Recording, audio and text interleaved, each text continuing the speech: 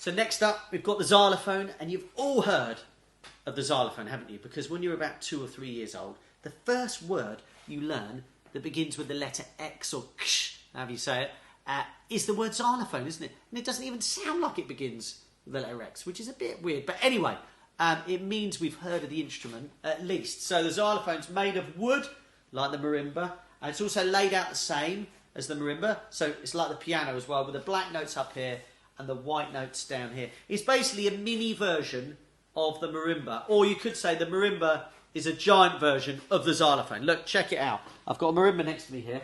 So if I just move the camera around, watch this. Special effects. There's the marimba. Massive, isn't it? It's huge. Can't even fit it in the camera shot.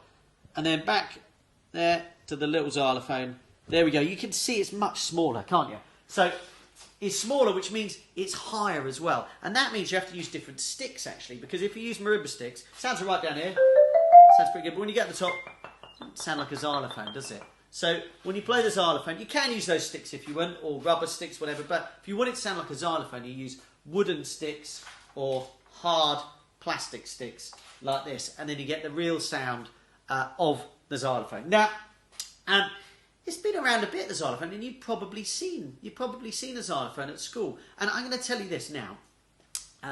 I think a little bit of xylophone every day makes everyone's life, you know, just that little bit better. A little bit of xylophone.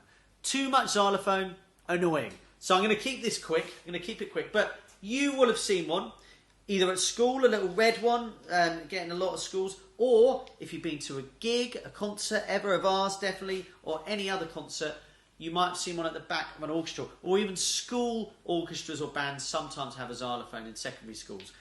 So you've probably seen one. Now, the first piece ever written, allegedly, for orchestra that had xylophone in it was written in about the 1880s. Don't worry, I'm not going to go into the history of the xylophone. So about 140 years ago. And it was a piece called Carnival of the Animals. And this is what the xylophone part goes like, isn't it? Little bit like that. So that was the first time anyone ever heard a xylophone in an orchestra. Then if you move forward about 40 years from there, in the 1920s, a little bit earlier as well, for any xylophone historians watching, if you played the xylophone and you were good, you were a bit like a pop star. You could be famous. It's unfortunately not the case now, but you could be famous and play to thousands of people. And there was one in particular called George Hamilton Green, who was a brilliant xylophone player, who played, like I said, to thousands of people. And he was so good that Walt Disney got in touch with him and asked if he come and record and play for him.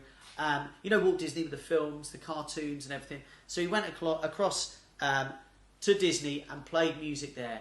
And that's pretty cool, just as a xylophone player, isn't it? I think it's really cool. So I thought I'd play one of George Hamilton Green's hits from all those years ago. And this is what pop music sounded like back then. Here we go. This is the Chromatic Foxtrot.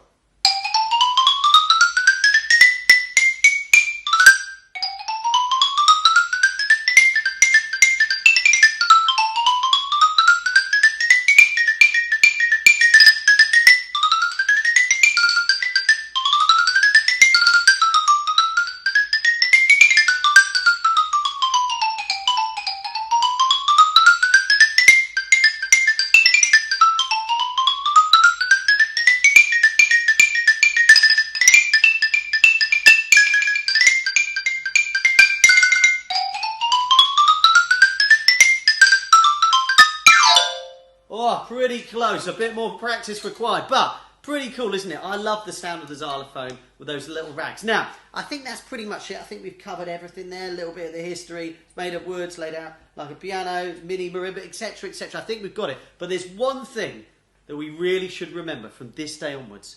Do not get the xylophone mixed up with the glockenspiel, okay? And the glockenspiel's coming tomorrow, so I'll see you then for the next episode. Bye-bye!